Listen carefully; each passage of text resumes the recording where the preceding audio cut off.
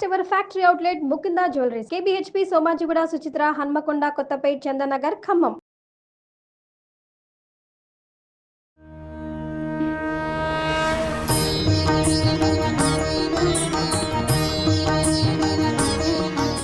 పూజా విధానాలు చేసే పద్ధతి ఒకటే కావచ్చు. కానీ ఒక్కొక్క మాసానికి ఆ పూజ చేసే విధానంలో కూడా ఒక విశిష్టత అనేది ఉంటుంది. అదేంటో తెలుసుకొని చేస్తే ఆ స్వామికి ఇంకా భక్తితో సమర్పించినట్లే లెక్క. మరి కార్తీక మాసానికి సంబంధించిన ప్రత్యేకమైన ఆ పూజా విధానాన్ని తెలుసుకుందాం. అందరికీ నమస్కారం. ఈ కార్యక్రమానికి స్వాగతం. కార్తీక మాసకు సంబంధించినటువంటి విశిష్ట పూజా విధానాన్ని మనకి అర్థమయ్యేటట్టు చెప్పడానికి మనతో పాటు ఉన్నారు శ్రీ వైష్ణవ సాంప్రదాయ ప్రచారకురాలు పద్మజ రామానుజదాస్ గారు. అమ్మా నమస్తే. నమస్తే అమ్మా. ఏంటమ్మా నిజంగా శ్రావణ మాసంలో చేసే పూజకి, కార్తీక మాసంలో చేసే పూజకి, ధనుర్మాసంలో చేసే పూజకి వేరువేరుగా ఉంటాయా? చేసేది ఆ దీపమే, పెట్టేది ఆ దీపమే, చేసుకునేది ఆ నైవేద్యమే, అంతేగా కాదా? కాదు, విశేషించి నియమాలు ఉంటాయి. ఒక్కొక్క మాసంలో ఆ స్వామిని ఒక్కొక్క రకంగా ఆరాధన చేస్తారు. శ్రావణ మాసంలో విశేషించి లక్ష్మీ ఆరాధన ప్రధానం. కార్తీక మాసంలో దామోదరుని ఆరాధన ప్రధానం. ధనుర్మాసంలో లక్ష్మీనారాయణుల ఆరాధన గోదాదేవి చెప్పిన రీతిలో చేయడం ప్రధానం. అంటే శాస్త్ర నియమాన్ని అనుసరించి స్వామిని ఆరాధన చేస్తే ఆయన ముఖం ఉల్లాసం అవుతుంది. ఓహో, ఇదొకటి ఉందన్నమాట. శాస్త్రంలో చెప్పిన రీతిలో ఆయన కొలవాలి, అప్పుడు ఆయన మెచ్చుతారు. అంటే ఇప్పుడు ఏంటి, వేరే దేవుళ్ళని ఎవరిని కొలవకూడదు, ఆ టైంలో వాళ్ళనే కొలవాలన్నట్ట? అలాని లేదు, మన ఇష్టదైవాన్ని మనం ఆరాధన చేయటం, మన సంప్రదాయాన్ని మనం పాటించటం, పక్కన సంప్రదాయాలను గౌరవించాలి. మా స్వామివారు అదే చెప్తారు, స్వీయ ఆరాధన సర్వ ఆదరణ. మనం అంటూ ఒక దైవాన్ని నమ్ముతాం, వారిని ఆరాధన చేయాలి. మిగిలిన వారిని ద్వేషించమని కాదు, వద్దని కాదు, వాళ్ళని ఆదరించాలి. స్వీయ ఆరాధన సర్వాధారణ. కాబట్టి ఇప్పుడు మన ఇంటికి ఎవరైనా వచ్చారో, వచ్చినటువంటి వాళ్ళని సాధారణంగా ఆహ్వానిస్తాం. మంచినీళ్ళు కావాలా, ఏమైనా కాఫీ ఇమ్మంటారా, టీ ఇమ్మంటారా, వాళ్ళకి ఏదైనా సపర్యాలు చేయటం, వాళ్ళని చక్కగా గౌరవిస్తాం, పంపించేస్తాం. ఆరాధించేది భర్తనే, భర్తకు మాత్రమే ఆరాధన. మిగిలిన వాళ్ళని గౌరవిస్తాం, తప్పకుండా ఆదరిస్తాం. అలాగే ఎవరి సంప్రదాయం, ఒక్కొక్కళ్ళకి అందరినీ ఇష్టపడటం అనేది చేయగలుగుతారు. ఒక్కొక్కళ్ళు ఏంటంటే వాళ్ళు నమ్మిన దైవాన్నే కొలుస్తారు. అది ఎవరిష్టం వాళ్ళది. మనం తప్పొప్పులేం లేదు, ఎవరిష్టం వాళ్ళది. అర్థమైంది. అలా కార్తీక మాసంలో దామోదరుని విశేషించి కొలవటం అనేది మనం చూస్తూ ఉంటాం. కార్తీక దామోదరుని ప్రీత్యర్థంగా ఈ కార్తీక మాసం అంతా కూడా ఆరాధనలు చేస్తూ ఉంటారు. అయితే ఈ కార్తీక మాసంలో ఏంటంటే తెల్లవారుజామునే సూర్యాస్తమయానికి మునుపే మనం తిరువారాధన అంటే పూజ ముగించటం అనేది కనిపిస్తుంది కొన్ని సంప్రదాయాల్లో. శివాలయాలకు వెళ్ళేటువంటి వాళ్ళు వీళ్ళందరూ కూడా చక్కగా తులసి కోట దగ్గర దీపారాధన చేసుకొని, ఇంట్లో ఆరాధన చేసుకొని వెంటనే శివాలయానికి వెళ్ళి స్వామిని దర్శించుకుంటూ ఉంటారు. ఇక వైష్ణవులైతే వాళ్ళు కూడా ఉదయాన్నే ఎప్పుడూ కూడాను నిత్యము పూజ ముగించటం అనేది ఒక విశేషమైనటువంటి అలవాటు చేసుకోవాలి అందరూ కూడాను. కార్తీక మాసం ధనుర్మాసం అనే కాదు, ఎప్పుడైనా కానీ సూర్యోదయానికి ముందుగా ఆ స్వామిని ఆరాధన పూర్తి చేయాలి. ఎందుకంటే ఏమండి, మన ఇంటికి ఎవరైనా సెలబ్రిటీ వస్తున్నారనుకోండి, ఎంత చక్కగా మనం ఇల్లంతటినీ కూడా డెకరేట్ చేసి హడావుడి చేసి అలంకారం చేసి, మరి వాళ్ళ కోసం వచ్చేటువంటి వాళ్ళ కోసం రకరకాలైనటువంటివన్నీ ఏర్పాట్లు చేసి, తినటానికి గాని పలహారాలు గాని ఇవన్నీ ఎంతో చక్కగా చేస్తాం. అలాంటిది ఆ సూర్య భగవానుడు ప్రత్యక్ష దైవం, ఆయన ఉదయిస్తున్నాడు అంటే మనందరిని అనుగ్రహించడానికి గాను సూర్య మండలాంతర్వర్తి అయినటువంటి శ్రీమన్నారాయణమూర్తి అంటే సూర్యమండలంలో మధ్యగా వేంచేస్తున్నటువంటి స్వామి వేంచేస్తున్నాడు అన్నప్పుడు తెల్లవారుజామున లేవాలి కదండి. అది కార్తీక మాసమా ధనుర్మాసమా పక్కకు పెడితే ఏ మాసమైనా సూర్యోదయానికి ముందుగానే ఆరాధన పూర్తి చేసేటువంటి పని చేయాలి. అంటే నేను మిమ్మల్ని ఆపుతున్నానని కాదు, కానీ కొంతమంది వ్యంగ్యంగా కాస్త వితండంగా మాట్లాడతారు. పొద్దున పూట చేస్తే తప్ప స్వామి కరుణించడా మన పట్ల, 10ంటికి పూజ చేస్తే స్వామి వినడా అని అంటారు. దానికి ఏం చెప్పాలి? తెల్లవారుజామున ఉన్న ప్రశాంతత 10ంటికి ఎలా ఉంటుందండి? రజోగుణం వచ్చేస్తుందిగా. మనకి ఈ ప్రకృతిలో సత్వ రజో తమో గుణాల కలయికే ప్రకృతి. సత్వగుణం ప్రధానంగా తెల్లవారుజామున ఉంటుంది. అది ప్రకృతిలో ఉండేటువంటి నియమం. 10 కొడుతుందంటే రజోగుణం, కోపం పెరిగిపోతూ టెన్షన్ వచ్చేస్తూ ఉంటుంది. మధ్యాహ్నం పూట 2 గంటలకి ఇంకా తారాస్థాయిలో ఉంటుంది రజోగుణం. 2 గంటల వేళప్పుడు ఇంటికి ఎవరైనా అతిథిని తీసుకుని వస్తున్నారు అనుకోండి, భర్త గానీ లేకపోతే ఎవరైనా చుట్టాలు, తెలియకుండా చెప్పకుండా ముందు వచ్చేసారనుకోండి, భర్త ఫోన్ చేశారు, ఇవాళ చుట్టాలు వస్తున్నారు తీసుకుని వస్తున్నాను, వాళ్ళకి నువ్వు వండి పెట్టు అని 2ంటికి ఫోన్ చేస్తే, ఇప్పుడా చెప్పేది 2ంటికి తీసుకొస్తుంటే చుట్టాలు ముందు చెప్పే పని లేదా, ముందు తెలీదా మీకు? కోపం తారాస్థాయికి వెళ్ళిపోతూ ఉంటుంది, అవునా? అది అదేమిటి? ప్రకృతిలో ఉన్న నియమనం ప్రకృతిలో అన్నమాట. ఉండే రజోగుణ కారణంగా వీళ్ళ కోపం పెరిగిపోతూ ఉంటుంది. ఓహో. సాయంత్రం అయ్యేటప్పటికి ఆవలింతలు వస్తూ ఉంటాయి, అవునా?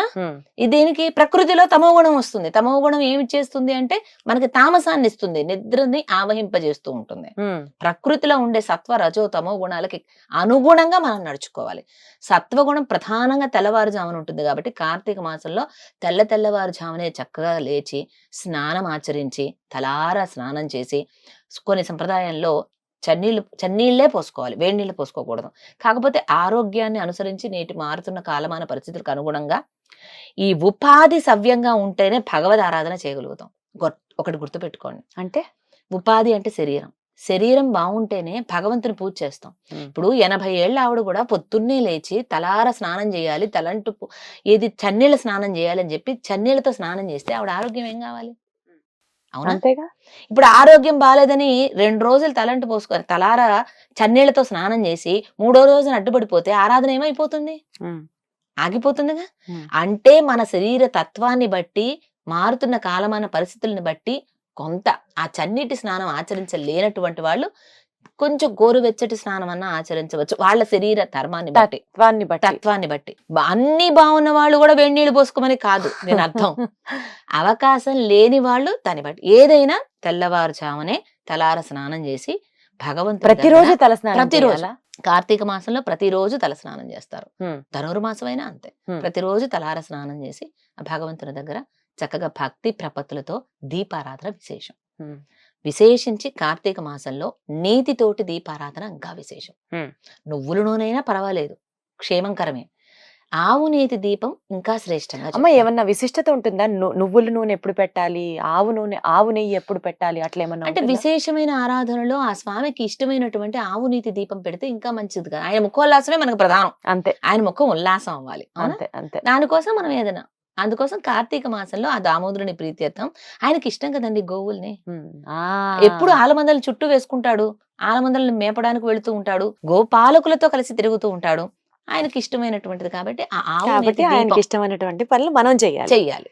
ఆవు నేతి దీపం పెట్టి పొద్దున్నే చక్కగా తులసమ్మ దగ్గర కూడా దీపారాధన చేసి, ఆ తులసిలో ఎంత విశేషం ఉంటుందంటే, అయితే మనకి ప్రకృతిలో ఉండేటువంటి చెడు వాయువుల నుంచి రక్షించేటువంటిది చక్కని వాయువునిచ్చేటువంటి తులసమ్మ.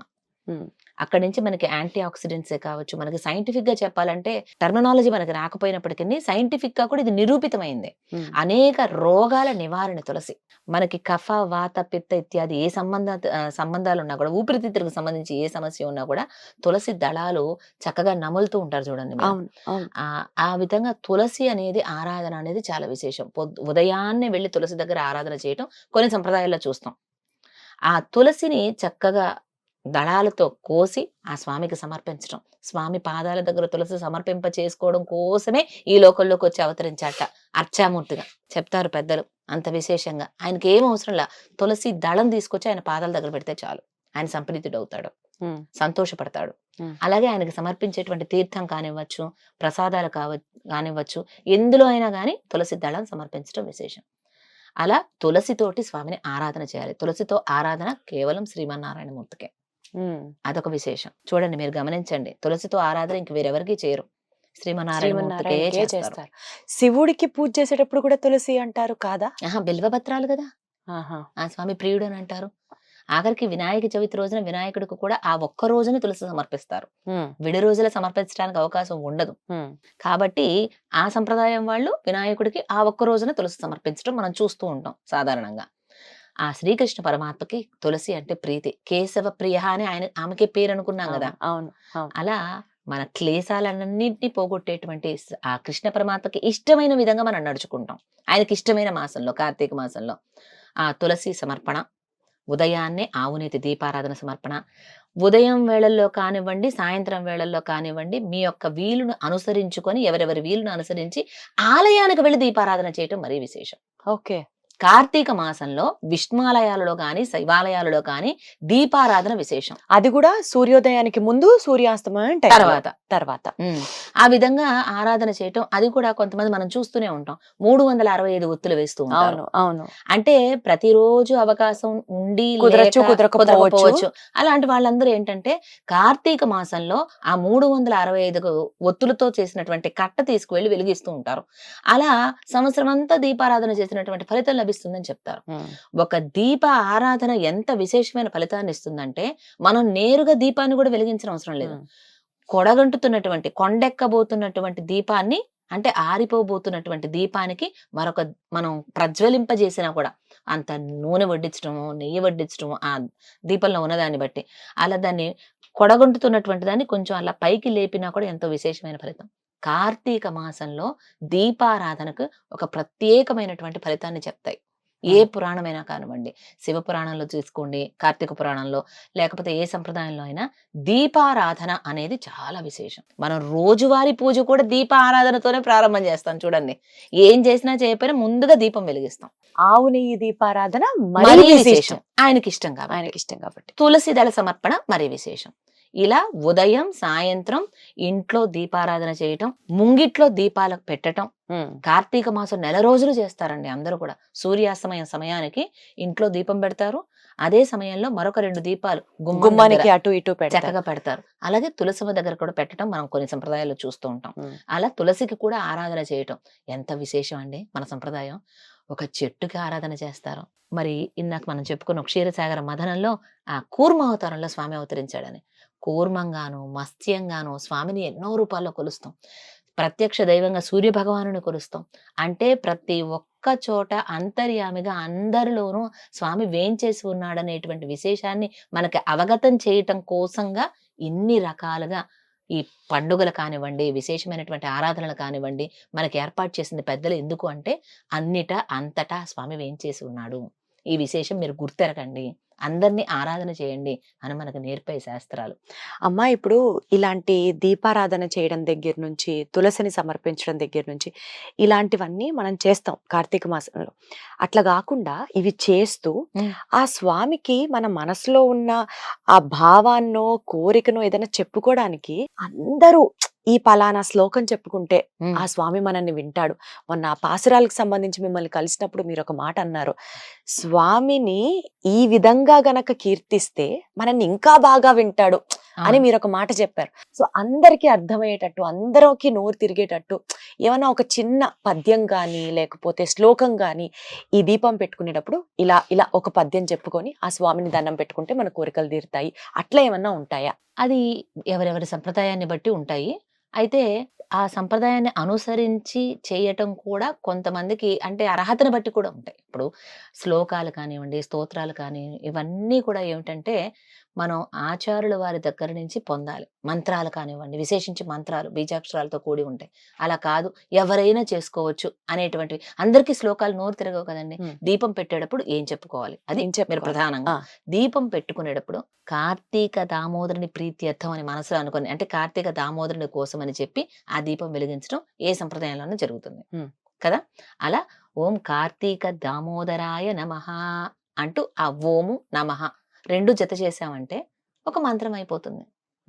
ఓం కార్తీక దామోదరాయ నమః అంటూ చక్కగా మనం దీపం సమర్పించామంటే ఆ దీపం వెలిగించుకుంటూ ఆ దామోదరుని ప్రీత్యర్థం చాలు. మనం ఏ శ్లోకాలు కూడా రానవసరం లేదు. లేదు, పెద్దలు మనకు చెప్తారు, దీపం జ్యోతి పరబ్రహ్మ దీపం జ్యోతి పరాయణం దీపేన హరతే పాపం సంధ్యాదీప నమోస్తుతే అంటారు. అలా సంధ్యాదీపానికి నమస్కారం చేస్తూ, దీపానికి నమస్కారం చేస్తూ, ఇలా దీపానికి నమస్కారం చేస్తూ మనం ఈ శ్లోకం చేయించుకోవచ్చు. అలా ఇలా చేసి ఆ స్వామిని గనక మనం పూజిస్తే తప్పకుండా మనల్ని కరుణిస్తాడు, అనుగ్రహిస్తాడు అన్నది భక్తుల నమ్మకం. ఏ శ్లోకాలు రాకపోయినా కార్తీక దామోదరాయ నీ కోసం అని చెప్పి దీపం పెడుతున్నాను. అందరికి మంత్రాలు రావు కదండి పాపం. కరెక్ట్. చదువు రాకపోవచ్చు, మీరు స్క్రోలింగ్ వేసినా అది చదువుకొని రావాలంటే చేయాలంటే వాళ్ళకి తెలియకపోవచ్చు కదా. కాబట్టి ఓం కార్తీక దామోదరాయ నమః అంతే చాలు. ఓం కార్తీక దామోదరాయ నమః అంటూ కార్తీక మాసంలో దామోదర నీ ప్రీతి కోసమని ఈ దీపం పెడుతున్నానయ్యా, అందరినీ చల్లగా చూడు, నువ్వు బాగుండు, అంతే. చాలు, ఇంకేం అవసరం లేదు ఏం కోరికలు. అవసరం లేదు, ఈజీ దేవుడిని రీచ్ అవ్వడం. చాలా సులభంగా వేయించేశాడు ఆయన అచ్చామూర్తిగా మన మధ్య. అలాంటి స్వామిని మనం ఎంత భక్తితో చేస్తామో పూజ అనేది ప్రధానంగా చూస్తాడు. ఇది అద్భుతం అమ్మా, ధన్యవాదాలు. ఇలా కార్తీక మాసంలో అందరూ కూడా భక్తి ప్రపత్తులతో దామోదరుని ఆరాధన చేయాలని ఈ సందర్భంగా అందరినీ కోరుకుంటూ జై ధన్యవాదాలు. శ్రీమన్నారాయణ. జై శ్రీమన్నారాయణ.